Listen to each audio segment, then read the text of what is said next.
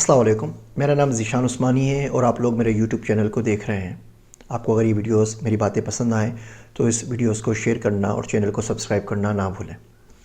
आज हम जिस टॉपिक पे बात कर रहे हैं वो बड़ा इम्पोर्टेंट टॉपिक है और हमारे माशरे में बहुत आम है। इस टॉपिक का नाम है कोच वर्सेस कंपटीटर। होता ये कि हम लोग हमारे माशरे में कोच और कंपटीशन का फ़र्क नहीं समझ पाते। एक शख्स जो हमारा हाथ पकड़ता है, हमें आगे चलाता है, हमें सिखाता है, हम उसी शख्स से कंपटीशन शुरू कर देते हैं। आखिर ऐसा नहीं होता। वो शख्स कोच होता है, वो अपनी इनिंग खेल चुका होता है, उसको पता होता है, उसके पास फील्ड की बसीरत मौजूद होती है, उसको उसको एहसास होता है माशरे की नब्ज़ का, उसको पता होता है मुल्क में कौन से काम हो सकते हैं, कौन से नहीं हो सकते। हम क्या करते हैं, हम डायरेक्टली उससे थ्रेट फील करना शुरू कर देते हैं। आखिर ऐसी बात नहीं है। अगर आप उसको मेंटर बनाएं और आपको कोच बनाएं तो आप उसकी गलतियों से सीख सकते हैं। आपको वो गलतियां रिपीट नहीं करनी पड़ेंगी। उसको आप कोच के तौर पे रहें। आपने नाम सुना होगा रॉकी बल्बोआ, वीडियोस में दिखाया था, ब्रूस ली हैं, तमाम है। आपने इनकी कोचेज़ का नाम सुना है? कोचेज़ इनके विनर नहीं थे, लेकिन इन्होंने ये विनर्स पैदा किए और उन कोचेज़ के बगैर ये लोग विनर्स नहीं बन सकते थे। तो इस फ़र्क को समझने की कोशिश करें कि जो शख्स आपका मेंटर है, जो आपको कोच कर रहा है, वो कोच है। वो आपसे कंपटीशन के अंदर नहीं है। वो अपनी इनिंग खेल चुका है, या जिस जगह पे वो इनिंग खेल रहा है आप उस कंपटीशन में शामिल नहीं है। वो आपकी कैटेगरी नहीं है। वो आपके सामने मद्दे मुकाबिल नहीं है। वो आपको नुकसान नहीं पहुँचाएगा। वो आपको सिर्फ फ़ायदा पहुँचाना चाहता है, इसीलिए तो वो आपको कोच कर रहा है। अगर उसी को आपका ही नुकसान पहुँचाना होता तो आपको कोच ही क्यों करता? आपको कुछ सिखाता ही क्यों? इस फ़र्क को वाज़ेह तौर पे समझें कि कौन शख्स आपके कंपटीशन के अंदर है और कौन सा शख्स है जो आपको कोच कर रहा है।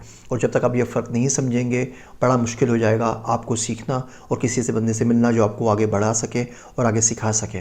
कंपटीशन वो होता है जो आपकी फील्ड में होता है, वो कहीं और से किसी और टीम में आके आपके आइडियाज़ के साथ पे कम्पीट कर रहा होता है, पैसों के लिए, शोहरत के लिए, कस्टमर के लिए, रेवेन्यू के लिए, सेल्स के लिए, किसी और चीज़ के लिए।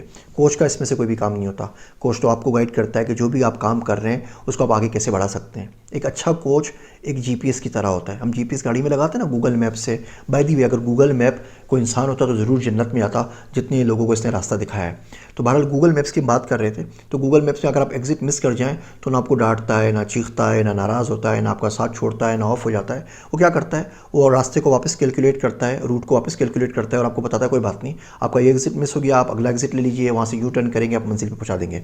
आप वो भी मिस कर दीजिए, वो आपको फिर रास्ता बता देगा। आप फिर मिस कर दीजिए, आपको फिर रास्ता बता देगा। आप 100 बार रास्ते को गलत टर्न ले लें, वो 100 बार आपको सही रास्ता दिखा देगा आपको मंजिल पे पहुंचने का। और ये काम होता है एक अच्छे कोच का, उसको इसी तरह समझना चाहिए।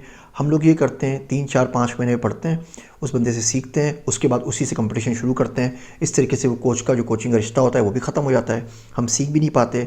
जिस बंदे के साथ ने ये हरकत की होती है वो बंदा बेचारा इतना परेशान, शर्मिंदा और गमगीन हो जाता है कि आइंदा किसी और लोगों को कोच करने से पहले 1000 मरतबा सोचता है। ना सिर्फ ये आपका नुकसान है, बल्कि आपके पीछे जो बहुत सारे बच्चे रहते हैं उन सब का भी नुकसान है।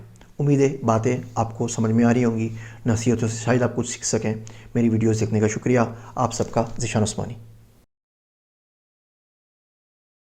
Want to learn more? Please subscribe to my channel and press the bell icon.